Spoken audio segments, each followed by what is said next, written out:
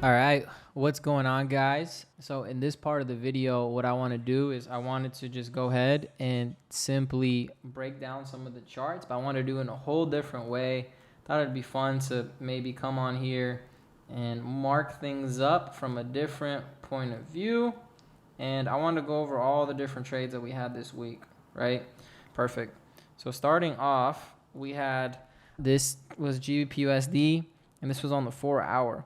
So the first thing that we liked was we had this point of interest right here off the 4-hour, and price was respecting it. Second thing is we got to understand is we had a specific area where we were putting in these lows, and then we also put in this high. So in this range, this was our overall structural range, right? So just knowing that that was our structural range was super important too.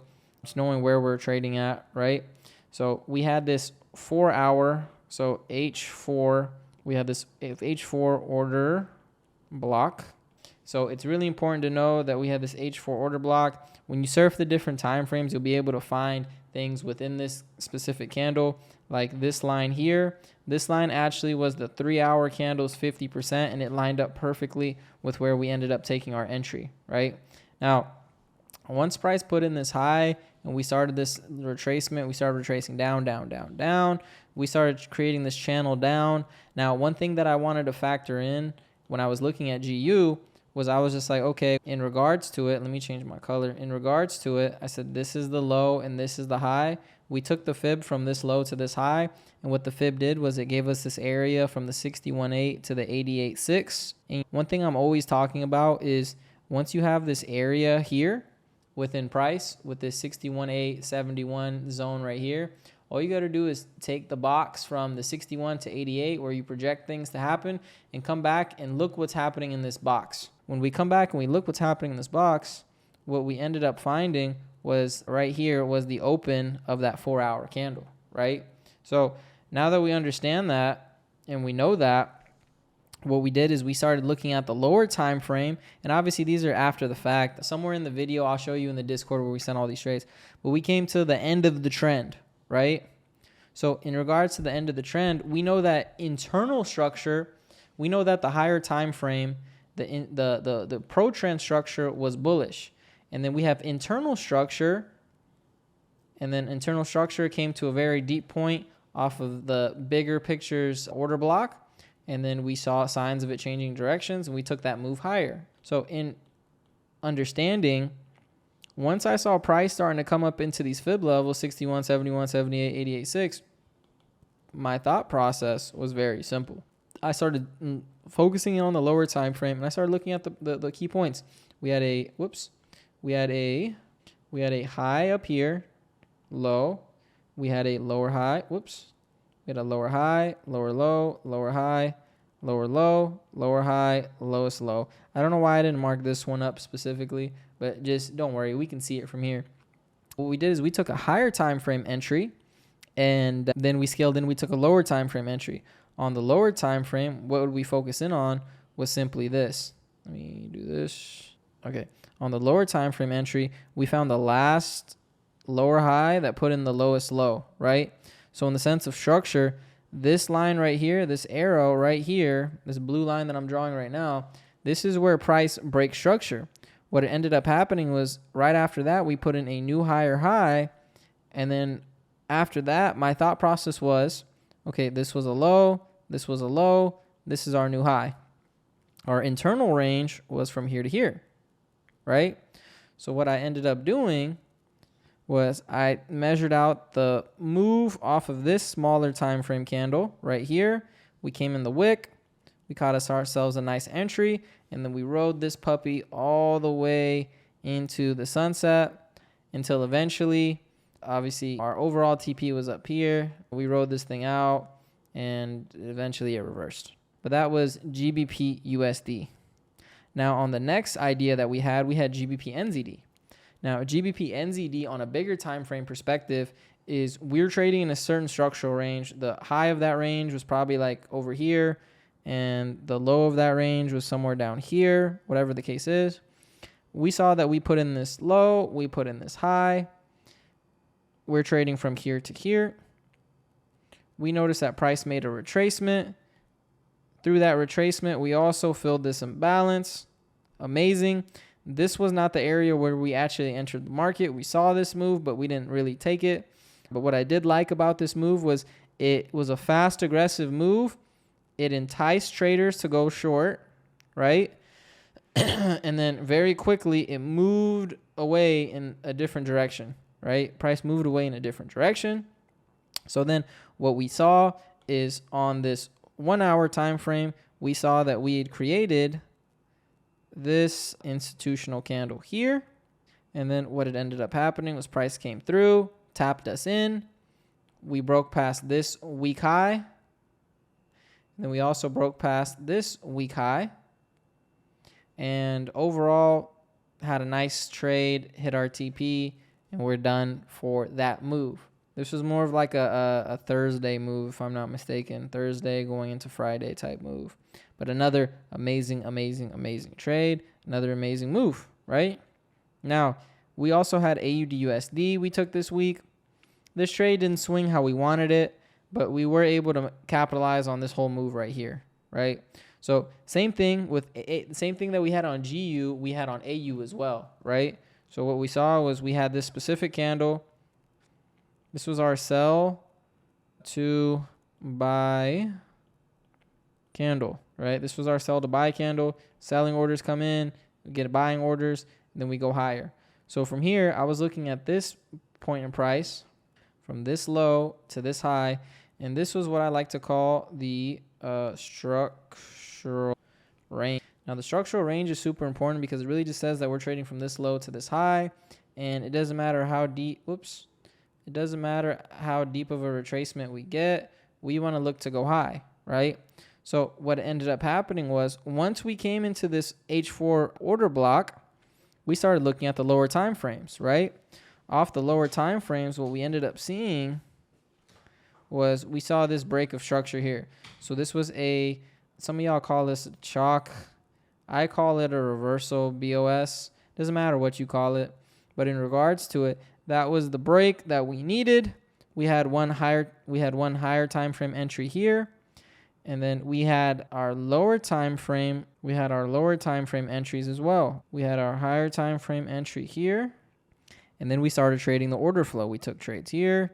There's another order block there. More order flow here. And then we started going higher. Once again, we had more order flow, right? More order flow here. Another entry in this range. And then eventually price made a very, very nice move to the upside, which we were able to take advantage of. As you guys see in the Discord, in the results section, whether you're in the premium chat or you're in the free chat or the public community, we're giving away a lot of free trades in there as well. But the people that are in our paid group, they definitely cashed out. The next trade we took was CAD JPY. And once again, in the Discord, I'll show you guys exactly where we originally took it. My thought process here was we just made a very large move to the upside. This is our range, right? After we did that, I started looking at the lower time frame. What I noticed was there was a specific move in Asia range. I wanted to see price break up, spike into here, and then take us lower for the rest of the week. And we ended up getting that exact move perfectly. And then this was by far one of the best trades of the week. I'm salty though, is because I took this trade here and I got out somewhere here. And I wish maybe I got out here. I have to look, but I got out somewhere here because I thought maybe price would come back up. But at the end of the day, sometimes you can psych yourself out overthinking. But CAD JPY was another phenomenal trade. This offered a ton of pips as well. I think CAD JPY was like 260 plus pips. And this trade gave us almost a 10 risk to reward. Freaking fire. Gold was really dope. I really liked gold this week. Same thing. All these USD crosses, they had this same order block, right? I'm just going to put OB. You could put institutional candle. You could put funded candle. You could put sponsored candle. You could put whatever the hell you want. POI. Doesn't matter. Use your own verbiage. But we had this specific candle here, and that's where we wanted to play off of. We always like to measure out the candle from the premium to the discount and the equilibrium. And what we ended up happening is we had a perfect entry off the equilibrium. I liked this move because I saw price going higher, right? I seen price was already going higher, right? So I knew that overall we were bullish, structural range, whatever. And we put in this low and then we put in these highs. And then what I noticed was price was going higher here, but it was going lower here. So that's how we were able to anticipate price starting to retrace. Now, as we started to retrace, we started having bearish order flow or internal order flow. Once we came down into these levels, it was all just a waiting game. We originally took a trade here, and then price went up. It filled this imbalance here, and then we came back down. We made a quick liquidity grab, right? Let me change the color on this. We made a very quick liquidity grab. We grabbed the liquidity here, and then this thing took us all the way to the moon, right? So another amazing trade when it came down to XAU USD. This was one of the best entries of the week just because of the snipe. Might not have been the best risk reward, but one of the best entries for the week. Then we had EuroCAD. EuroCAD was amazing as well. We had given out EuroCAD somewhere down here in this range.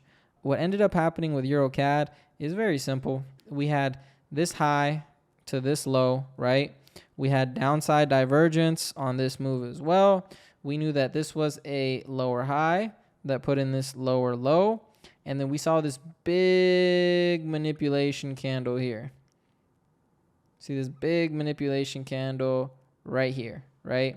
So our thought process in this is if there's this big manipulation candle right here, what we got to factor in is that there's probably some type of imbalance left over, right? So this blue line was our imbalance. And then on the higher time frame, this range right here, this was a daily institutional candle. Now, me personally, I didn't dive deeper into this. When price was here, I told the members, I was just like, hey, maybe we see one more push up, and that push up is where you want to get in, right? Pretty much, I had told the members that when we were here, I said, hey, we're having this move. I still want to see one more move higher, and then somewhere up in here, we can get in, and then we can take this lower. Now, when your technical analysis lines up with your fundamental analysis, what is amazing is if your technicals are on spot on point, sometimes the news will just go in your favor and it just blesses the trade. This was the fastest trade of the week, right? Obviously, we could have dived a little bit deeper. There was a different time frame order block here, and obviously we could have taken that and played it off of that. And then we had this 88.6 retracement as well. But at the end of the day, we didn't redefine this and go way deeper, but we still were able to get a nice risk reward on that. And then we had a EuroCAD. So we sold EuroCAD down, right? Once EuroCAD had made this move, and we understand that overall in price that this was the high, and we understood that this was the low, what I started to do was I started focusing on the lower time frame. The first thing I saw on EuroCAD was I scaled into the 5-minute time frame. I saw that there was equal lows, right? This low here is lower than this low. That means that there's liquidity below both of them. Overall, there's liquidity just down here, right? So that was my first thought process. That, hey, that there's some type of liquidity in this zone, right? And then trading London, what I've been doing as of late is I've been really taking account into different models and different ranges. We had this zone right here. This was our Asia zone. And what I noticed was as Asia ended and we started going into London, we seen price push down very aggressively, right? And what does this do? It entices the weak-handed sellers to come into the market, right? There's some people that are putting their stop losses down here below the previous lows. There's some people that are putting their stop orders. They're putting sell stops all down here, right? So what ends up happening is we come through and we smack all of them. So we know that we have these equal lows over here. These equal lows end up getting purged right here. And then right after that, we push up and then we make a new high, right? This was our lower low, but this was also a liquidity grab, right? This was a lower low and then a liquidity grab. We grabbed the liquidity and then we moved up and then we created a new high, right? Price broke through. We made a new high. We made what we like to call a BOS, bullish break of structure. Then what did we do? We found a order block on this time frame, right? We measured it from the high to the low. We got the 50% equilibrium. We took our snipe there. We went to sleep and we rode it out for London. I'm salty though, because when I woke up, I got out somewhere in this turbulence indecisional range. I woke up, price was here. I was like, I'm up $7,000. Fuck it. I took it, and then it went up like another 50 plus pips. I took 50, 60 pips of profit. It went up like another 50, 60 pips of profit, right? But all in all, guys, I wanted to try something different with how we broke this down. And I hope you guys enjoyed this overhead view look. And with that being said, that's going to be this part of the video. All right, guys, really quickly, I wanted to just break down the trades that we were taking in the premium Discord. So first one was the Euro CAD. We've talked about this. This was the before and this was the after, right? No cap in the wrap. This was GBP NZD. GBP NZD also flew and made new highs. That one also TP'd. I got to find the exact one. GBP NZD. This obviously went way higher. This is just a previous screenshot, but nonetheless, we had NZD CAD and NZD USD. Both played out beautifully. We had our Euro CAD here. We wanted to push up. You obviously see what happened in our video. We had Euro NZD, but it never ended up going to where we wanted it to go to, so we didn't really factor it in more. We had this GBP USD idea, but it never came back to our entry, so we didn't take that. This was CAD JPY. I dropped a very in-depth markup of CAD JPY as it hit our entry and as we started taking it lower. And then overall re-entries and better entry ideas and so on and so forth. That thing absolutely melted.